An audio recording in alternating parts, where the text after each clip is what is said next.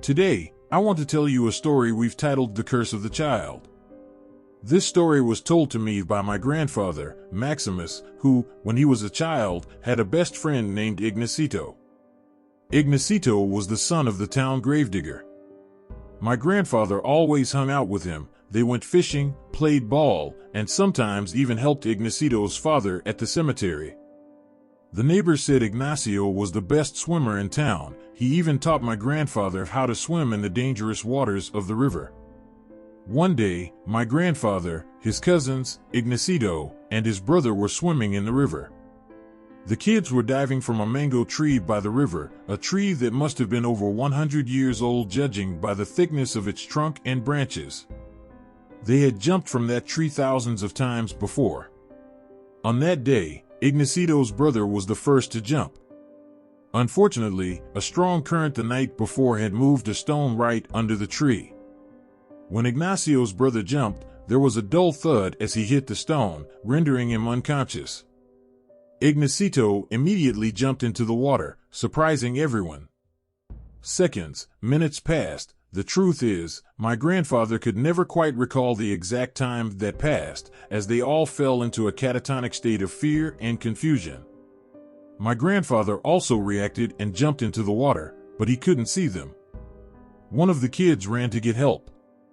My grandfather kept searching the river, and the other kids ran along the shore, hoping they had emerged elsewhere. But no one could find them. The boy who went for help came back with Abdulio, a man who, like them, had grown up swimming in that same river and was known for his swimming skills. They even said he held a record for holding his breath underwater. Since my grandfather was already in the water, Abdulio began giving him orders, asking, "Is it shallow?" "Yes." "Then don't dive. Try feeling with your feet to see if you can find them." Abdulio knew that due to the time that had passed and the swift current, the kids were likely no longer alive. The news spread like wildfire and reached the town. People started going down to the river to see what had happened. In no time, the entire town was on the riverbanks, and the murmur and anticipation made the atmosphere increasingly tense. Abdulio and my grandfather had become the protagonists of the event. People watched as Abdulio gave orders to my grandfather on where to search. Until suddenly, my grandfather touched something with his feet. However, the current changed in that spot, leading downward. My grandfather asked Abdulio to throw him a rope. With that request, the anticipation grew, and everyone looked in the same direction. With a precise throw, Abdulio sent the rope to my grandfather, who tied it around his waist.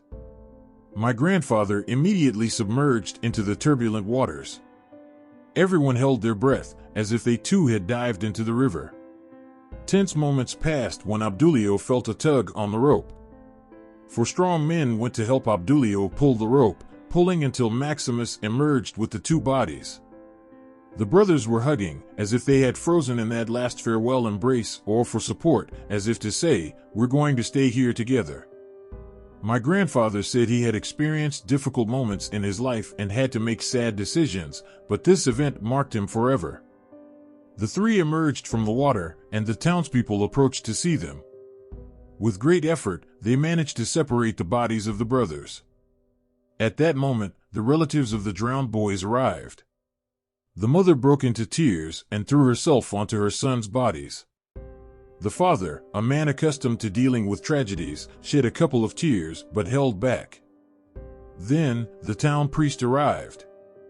Immediately, he gave them the last rites. Everyone stayed there until the funeral home's car arrived. That same afternoon, they were mourned in the church, and while the wake was taking place, the father went to work. This time would be the most difficult job, as he had to open the graves of his sons.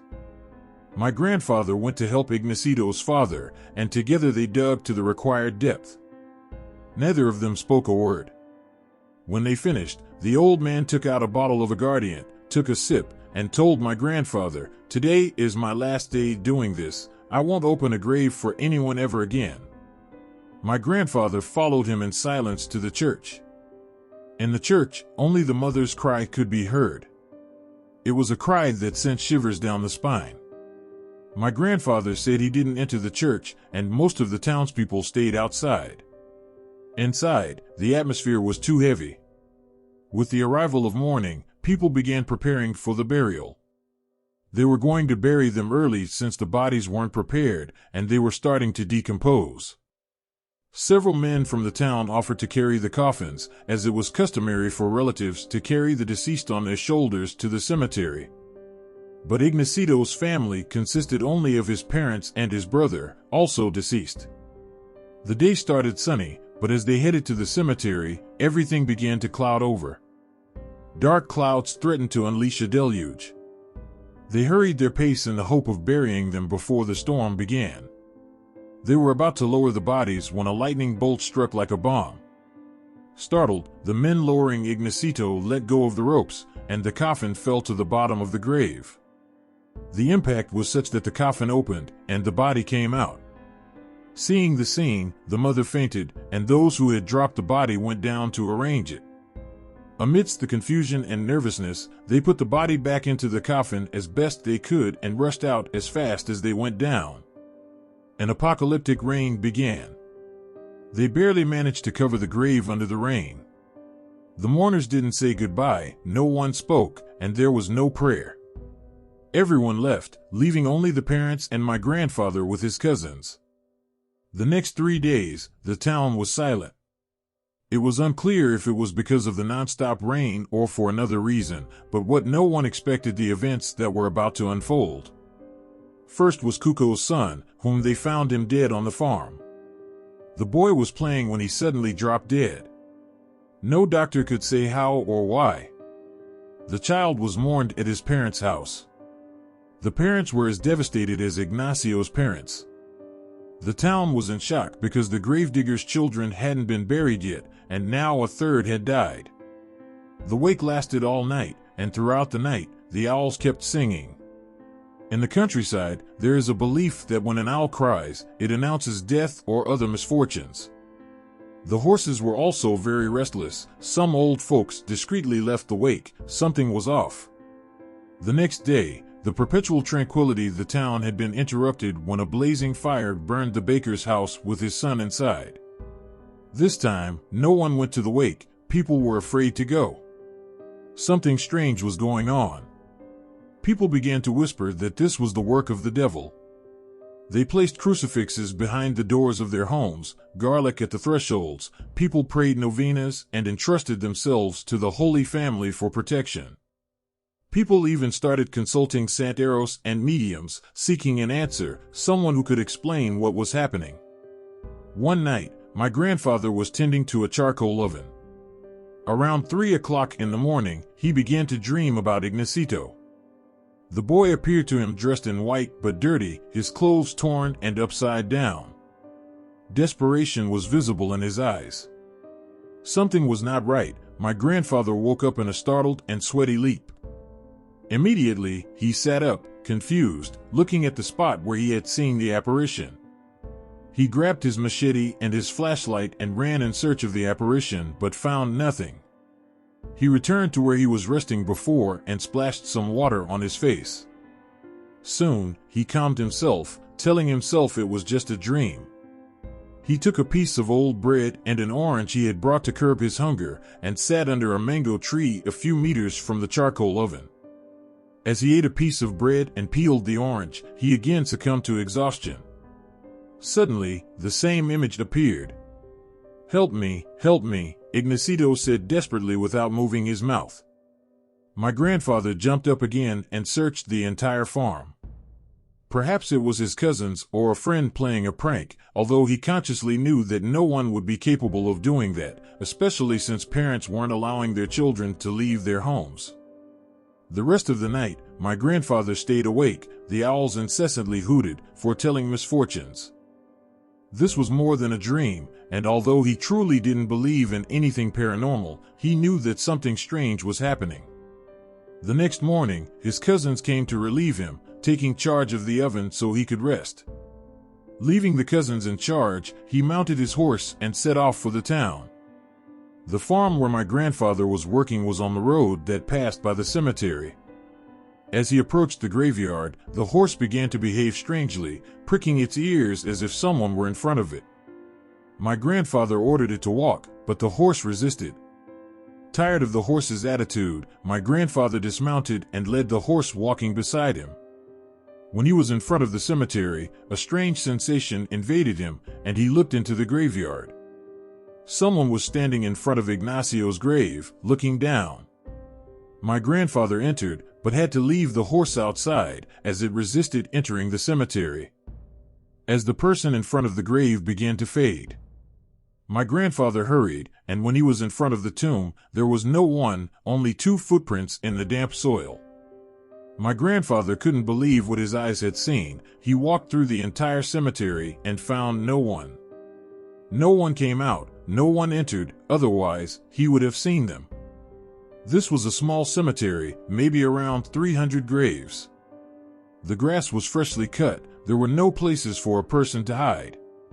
My grandfather didn't give much importance to this event, perhaps it was due to lack of sleep or the feeling of his friend's absence. He arrived home and found 2 women talking to his cousin's wife. He overheard them saying that some people who had gone to the healers and spiritists in the village claimed that the burial had been done incorrectly. There was a disturbed spirit, but no one knew who. My grandfather went to his room and went to sleep, paying no attention to the gossip. He hadn't been lying down for even 5 minutes when the image of Ignacio formed in front of him, visibly frightened, sad, upset, all these negative emotions in a single expression. This time he said nothing but seemed to be asking for help with his eyes.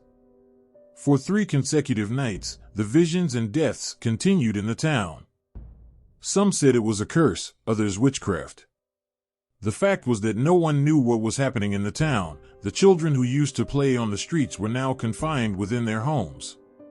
My grandfather had the habit of having coffee in the morning at the Vina Cafe before going to work on the farm. He would pass by and have something to eat while sitting at the door. Esteban was always there, a kind but quiet man who claimed to know things no one else did. He said he could read your soul just by looking at you. He had a good friendship with my grandfather, both being men of few words. It seemed they understood each other well and almost always had coffee together. They talked about the weather, the possibilities of this year being a drought or not, among other things that people in the countryside generally discuss. But on this particular day, the old man looked at my grandfather and said, "Talk to Ignacio's father and tell him what's happening." My grandfather was astonished. How could he know what was going on? He hadn't told anyone. "What are you talking about?" my grandfather asked. "You know what I'm talking about. The boy is appearing to you. What the town's witches say is true. Ignacio is taking the children of the town, and he won't stop until they fix what's wrong." My grandfather finished his coffee and bid farewell to the old man. It would be a short day, as he would celebrate the baptism of one of his relatives who had been born recently. The day passed quietly, and after lunch, my grandfather left the farm and went home with his cousins to get ready for the baptism. Around 4 o'clock in the afternoon, everyone was already in the church waiting to celebrate the occasion, but the baptism's relatives hadn't arrived. Fearing that something had happened, my grandfather, along with his cousins, went to the house of their relatives. When they arrived, they found everyone dressed, sitting in the living room. What happened? Was the baptism canceled? No, it's just that the older girl has a bit of a fever, and it won't go down. We're waiting to see if she gets better to go to church. We already called Finn, the doctor, to see if he can give her something. Finn was what they affectionately called Dr. Efren in the village. He was the only doctor in town, and as was customary in those places that the doctor made house calls. A few minutes later, Finn arrived with his feared black bag. The village children were afraid of it because he pulled out syringes for injections or vaccinations when necessary. The doctor greeted and asked, "Where is the patient?" "She's in the backyard. They're giving her a cold water bath to see if her temperature goes down." Everyone accompanied the doctor to the backyard of the house. They had the girls sitting on the table while they dried them off. The girl looked a bit weak with half-open eyes and slightly reddened.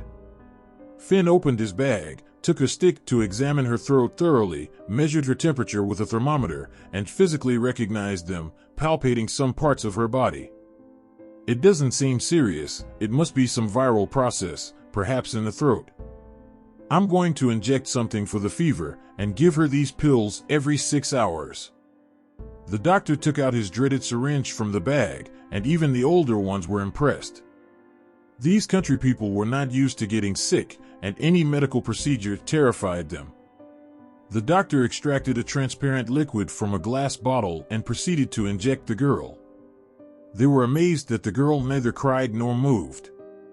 The doctor had not yet put away the instruments when the girl began to vomit. It was a strange vomit, a black vomit. Everyone was astonished. The doctor had no explanation for them. He quickly prepared another injection with an anti-allergic to reverse any allergy that the medication might have caused, but it didn't work.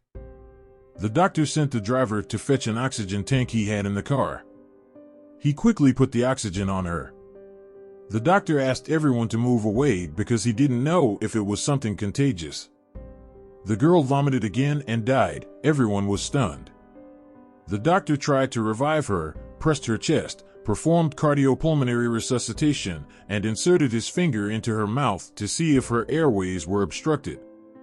But he found nothing. He couldn't do anything at all. The death of the girl brought great shock to everyone in the village. People loved the girl very much. She was lively and very talkative, greeted everyone, and despite her young age, she was respectful and affectionate. The mother fell apart among those present. There was a spiritist or medium lady who fell into a trance amid the commotion. The fine voice with which she spoke before turned into a hoarse voice like that of a boy in puberty. She looked at my grandfather fixedly and said, "Get me out." My grandfather immediately recognized that voice. It was Ignacito's voice without a doubt. My grandfather was very impressed and left the house.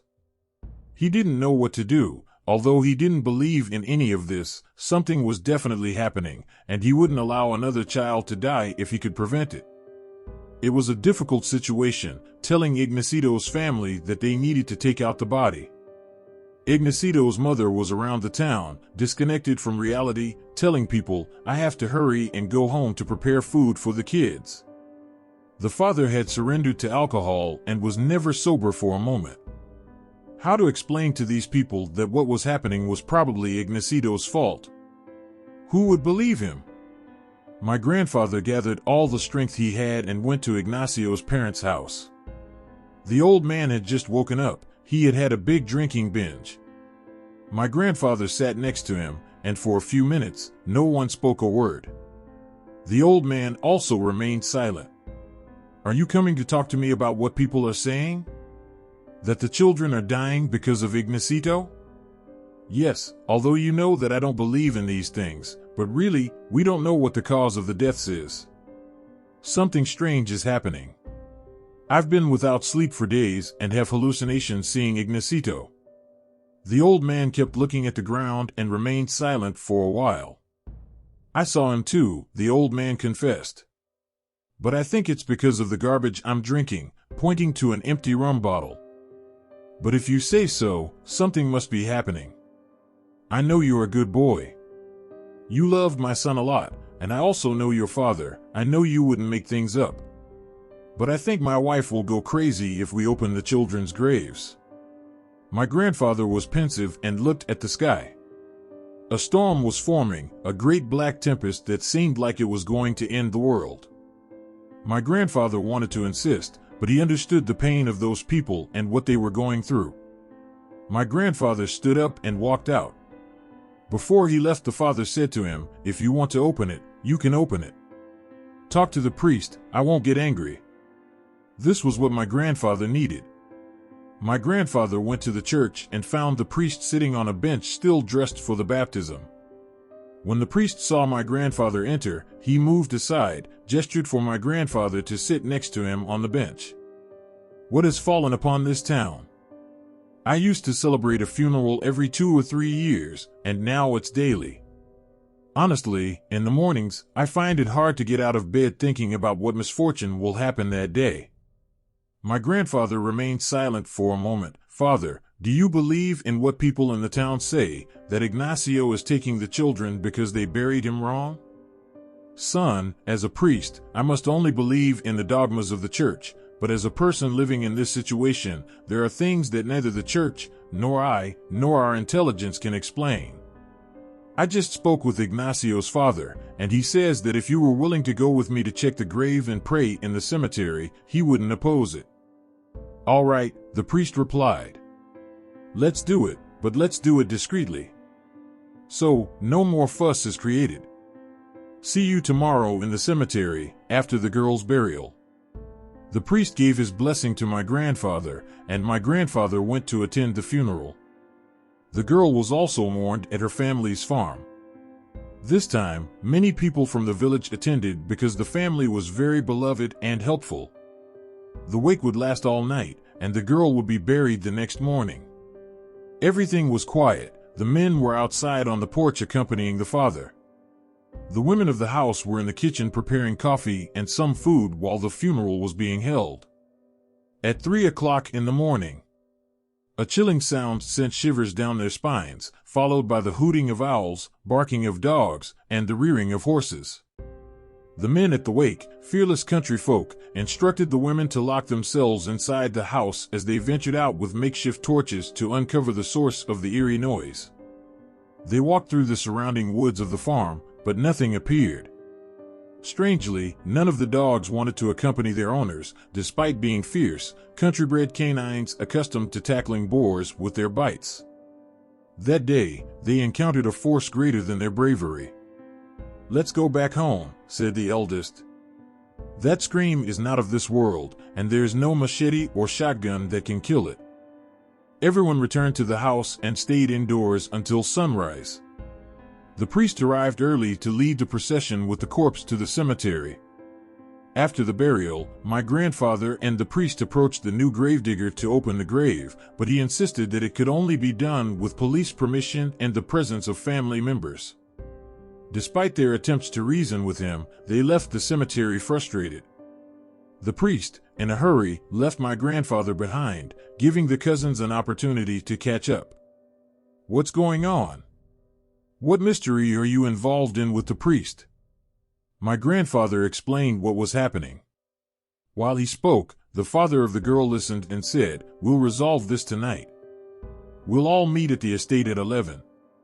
My grandfather's cousins offered to accompany and help them. That night was as dark as a wolf's mouth. The moon provided no light. My grandfather, the girl's father, and his two cousins left the meeting point. They all remained silent. The cousins were visibly frightened, but did not utter a word. Upon reaching the cemetery, they jumped over the wall and began to dig at Ignacito's grave. The earth had hardened to the point of resembling cement. The four took turns with pickaxes and shovels. Suddenly, it began to drizzle, and it got colder. It was almost 3 o'clock in the morning, and there was still some work left. Suddenly, the same silence from the previous night, followed by a deafening scream accompanied by a black shadow that raced from one end of the cemetery to the other. My grandfather's cousins ran off in terror. Only my grandfather and the girl's father remained. The owls once again hooted with ill omens, but my grandfather insisted, "This has to end today." The two continued digging until they reached the coffin. They were in for a great surprise when they opened it. With the faint light from the torch, they could see the boy's body. To my grandfather's amazement, the clothes were dirty, just as they were on the day he saw Ignacito's body in his dream. The corpse was intact, with no signs of decay or foul odor. But the body was blackened as if it were charcoal, and it lay in a strange position. My grandfather adjusted it and spoke to it. "I hope this helps you rest. The people of the town are not to blame for the mistake. Let them be at peace." My grandfather had brought a crucifix and placed it between the boy's hands.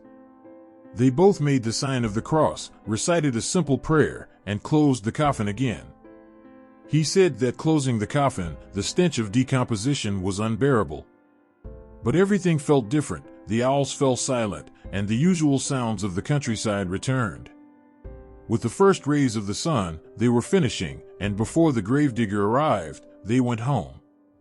After that day, everything returned to normal. The town was different, children played in the streets again, and neighbors chatted on the sidewalks. But my grandfather left that town because it was no longer the same. He left all that behind. I hope you enjoyed this story. If you did, remember to give us a like, and if you haven't already, please subscribe. I also invite you to activate the bell icon to receive notifications every time we publish new content. I'll also leave the email for our channel in the video description in case you want to send us a story or something you'd like us to narrate here. Thank you for everything, and see you in the next video.